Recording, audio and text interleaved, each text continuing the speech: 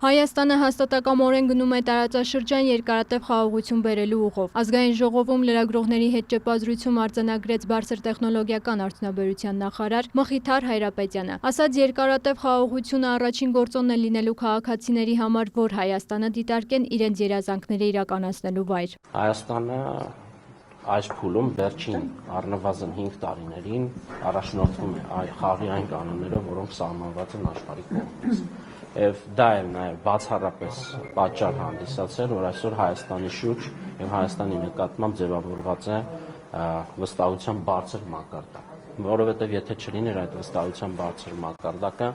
չէին լինի նաև այն բազմաթիվ դրական զարգացումները, որոնք Հայաստանի շուրջ տեղի են ունենում աշխարհի տարբեր գերտերությունների հետ հարաբերություններում։ Սա է իրողությունը։ Հայրապետյանը կարևորեց ամերիկյան Firebird-ի եւ Հայաստանի կառավարության գործակցությունը։ Շեշտեց նախագիծը շատ մոտ է իրականություն դառնալուն։ Հիշեցնեմ, Firebird-ի եւ Հայաստանի կառավարության գործակցության արդյունքում Հայաստանում կստեղծվի $500 միլիոն արժողությամբ արհեստական բանականության գործարան։ Վաշինգտոնում օգոստոսի 8-ին կնքված Հայաստան-ԱՄՆ երկկողմ փոխըմբռնման մասին հուշագրի շնորհիվ։ Այդ հուշագիրը հնարավորություն է տալիս եւ ենթադրում է, որ Միացյալ Նահանգները հասանելի կդարձնեն ամերիկյան բարձր տեխնոլոգիական լուծումները Հայաստանի Հանրապետության համար եւ հղում կատարելով այս փաստաթղթին Firebird ընկերությունը նաև դիմել է արտահանման լիցենզիա ստանալու, որպեսզի այդ գրաֆիկական պրոցեսորները տեղափոխվեն, գնվեն Firebird ընկերության կողմից, տեղափոխվեն Հայաստան եւ գերհամակարգչային կենտրոնը կառուցվի։ Անդրադարձ եղավ նաև մեկ այլ նախագծի՝ Սևծովի հատակով ինտերնետ մալուխի անցկացման ծրագրի իրագործման դեպքում Հայաստանը կարող է դառնալ ինտերնետային տվյալների փոխանցման եւ տարանցիկ հոսքերի ապահովման տարածաշրջանային խոշոր կենտրոն։ Արդյոք այս նախագիծը համադրելի է Թրամփի ուղու հետ, հարցին պատասխանեց նախարարը։ Մենք այդ նախագիծը համարում ենք, որ խաղաղության խաչմերուկ նախագծի, մեգանախագծի շրջանակներում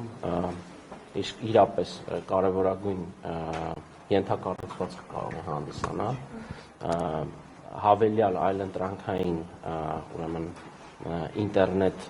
կապուղի հասանելի դարձնելով Հայաստանի Հանրապետության համար, ինչպես նաև շարունակելով դրա ճանապարհը դեպի հարևան երկրներ եւ ինչու ոչ նաև հեռու տարածաշրջաններ, այսինքն այս իմաստով Հայաստանը մեր կարծիքով կդառնա նաև տարանցիկ երկիր օպտիկա մանրացելային կապուղիների համար։ Այդ ուղղությամբ աշխատանքներ տարվում են, ըստ նախարարի, նախագիծը կարող է մեկնարկել Ֆրանկֆուրտից։ Յուրաքանչյուր երկիր, որի տարածքով մալուխը կանցնի, իր որոշումը պետք է հայտնի։ Այս իմաստով պարզապես Հայաստանը գործուն ջանքեր է ներդրել, որպեսզի նմանատիպ նախագծեր իրականանան Հայաստանի տարածքով, որը ել ավելի կբարձրացնի նախ նոր հնարավորություններ կտա բարձր որակի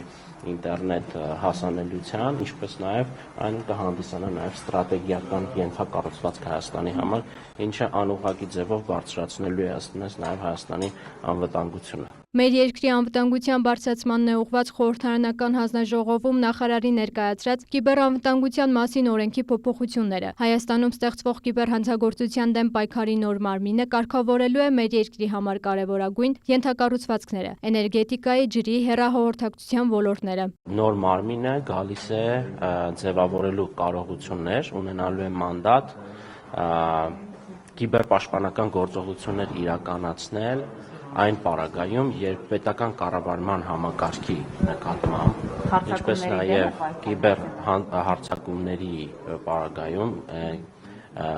նաև ենթարկվեն այդ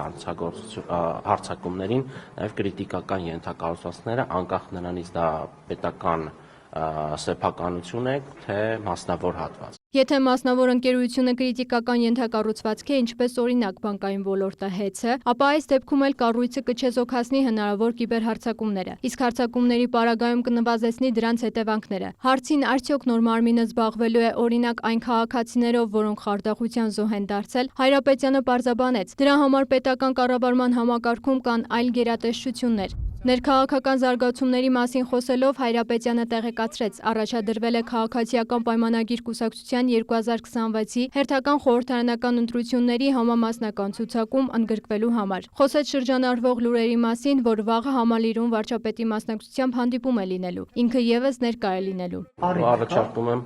այո կա առիթ, վաղը կիմանանք։ Հայրապետյանին նաև հարց ուղղվեց վարչապետի այն հայտարարության մասին, թե ովքեր նախկինում ղեկավարել են Հայաստանը եւ այն թակարդի մեջ են պահել, պետք է տեղ չունենան երկրի քաղաքական կյանքում։ Ինչու թողնել այդ ուժերին մասնակցել ընտրություններին, հետո մտածել նրանց հեռացնելու մասին։ Հայաստանը ժողովրդավարական երկիր է եւ օրենսդրությամբ սահմանված է իրավունք մասնակցելու բոլոր քաղաքական գրանցված ուժերին համապետական ընտրություններին։ Եվ մենք ժողովրդավարական արժեքներին կարճած ենք ամուր, համարում ենք, որ հանրությունը իր քվեարկությամբ պիտի գնահատական տա եւ ըստ էության ավարտի այս կամ այն կուսակցության կամ քաղաքական ուժի դե ֆակտո գործունեությունը, ոչ դե յուրե։ Ըստ նրա, անդիմադիր դաշտում առողջացման տեմպեր չկան էլ։ Ինձ համար անձնապես գերադասելի է պարտվել այնպիսի մի առողջ քաղաքական ուժի, որի պետության կառավարման ղեկը ստանձնելուց հետո երկրի կառավարումը ել ավելի արդյունավետ իրականացվի, քան հավերժ մրցել արդեն իսկ լճացած, հեղինակազրկված, որևէ կարողություններ բարեփոխումներ բերելու եւ կյանքի որակը մեր երկրում բարձրացնելու ունակություն չունեցող քաղաքական ուժերի հետ։ Նախարարը բացասական պատասխանեց հարցին, թե արդյոք Հայաստանում քաղբանտարկյալներ կան։ Մեր ձևավորնակը ո՞րն է դրա։ Չեմ մեկնաբանի։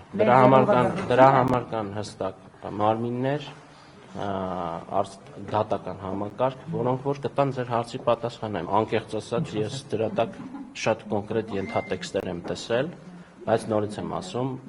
եթե դատարանը կհամարի, որ այն ենթատեքստերը, որ ես տեսել եմ, սխալ են, պետք է դրա հետ հաշվի նստել, թեև անկեղծ ասած չեմ կարծում։ Մերի Խաչատրյան, լուրեր։